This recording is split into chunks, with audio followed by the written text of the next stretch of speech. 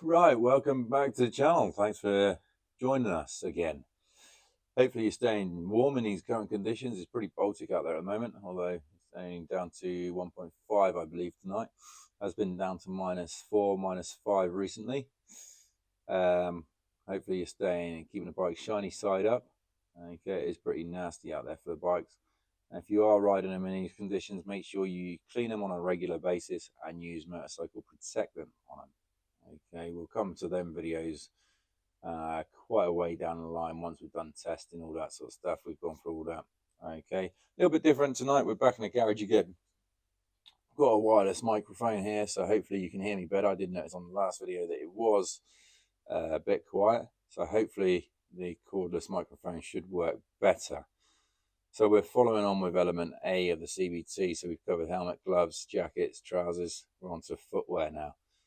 Okay, now what I do not recommend, I don't really recommend boots, but I don't recommend not wearing sandals or flip-flops or trainers or steel toe caps.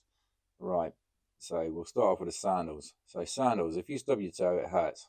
Okay, stub it at 30 mile an hour, it's not going to have much of your foot left. Okay, so it's not really recommended. I do live near the coast and I see it on a regular basis, people using sandals and flip-flops to go to the beach because they're only going down the road, but anything can happen in that short distance. Trainers, again, not really a recommendation to wear. Okay, I do see it time and time again. People are coming up to the airfield and they're wearing trainers, and I do tell them off for it because it's not going to keep your feet very well protected. Okay, and you're going to scuff your trainers out as well. I did have a case of somebody bought a £600 pair of Air Jordans up to the airfield, and when we're doing the emergency stops, pulled the front brake on a little bit hard, went down and scuffed his £600 pair of Jordans out, which he wasn't very happy about, which I don't blame him. Okay, so best off not wearing trainers.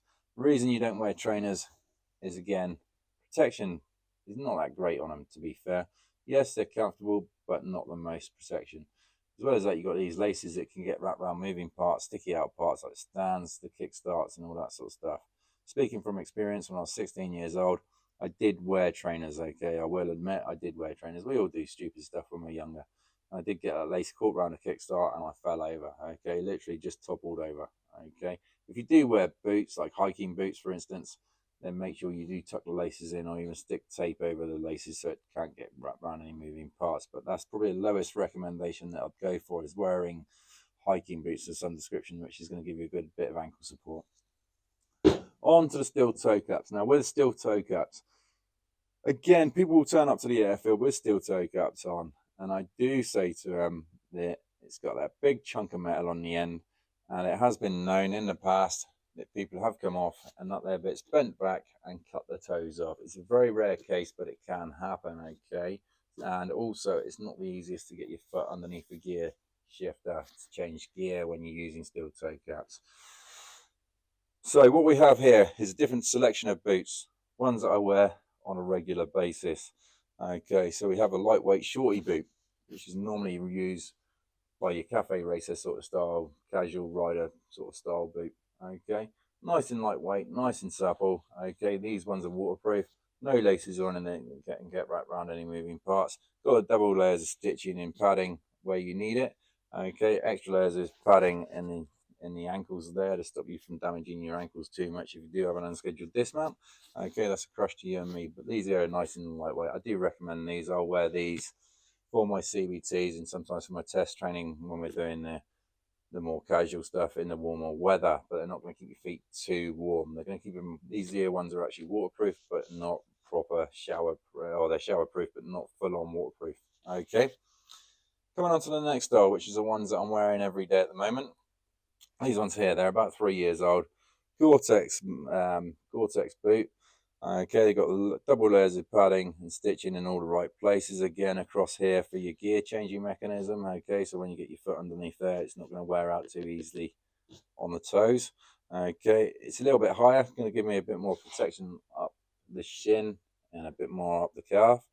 Okay, these here I've actually stepped into water up to about here, and it has actually kept my feet nice and dry. Now, what I tend to do with these winter boots is I'll buy a slightly bigger size. That way I can put thicker socks or 2 pairs of socks on underneath or inside, and they're not going to be too tight. So that's my ones that I'm wearing on a regular basis. I'll be wearing them for the next 3 days when I'm doing test. Okay, so I've got tests for the next 3 days of this week. All right. Coming on to the next boot. So this is my Sunday best pleasure riding boots. All right. So again, same sort of principle. It's going to give me a good level of protection. Okay, these are my summer boots. They've got the vents in here, so it's going to keep my feet nice and cool. Okay, in the summer months.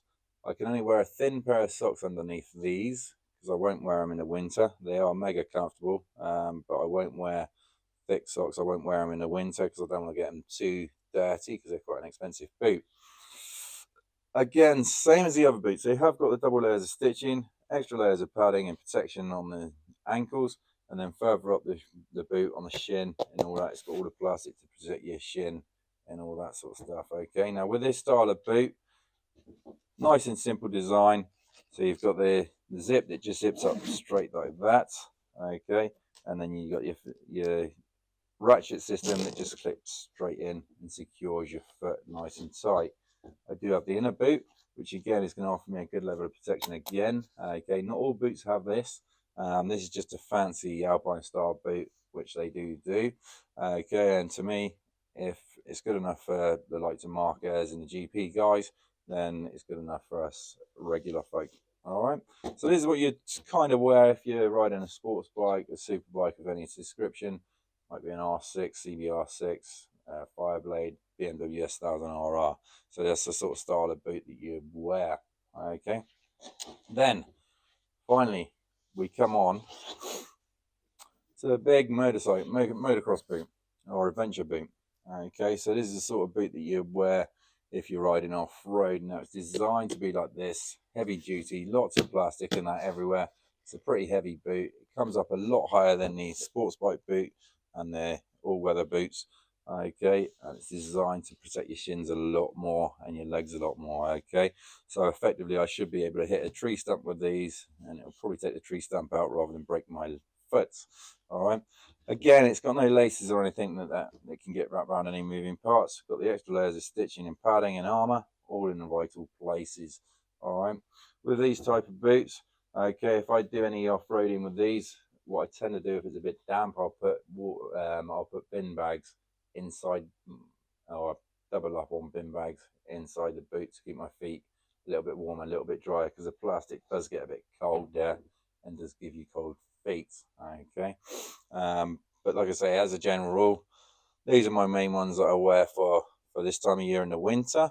These are my main ones I wear in the summer months, and these ones are the ones I wear for pleasure riding. Okay, it's a nice lightweight comfortable boot. It does look quite heavy, quite cumbersome, but they are really well lightweight and really good quality. All right, so if you have any questions, give us a shout in the comments section. Okay, there's a lot more to the boots than what I've just said, but I'm just going to keep it nice and simple for everybody. Okay, for when you turn up to your CBT and you want to look for boots and clothing before you turn up, then this is give you an idea of what to look for. All right.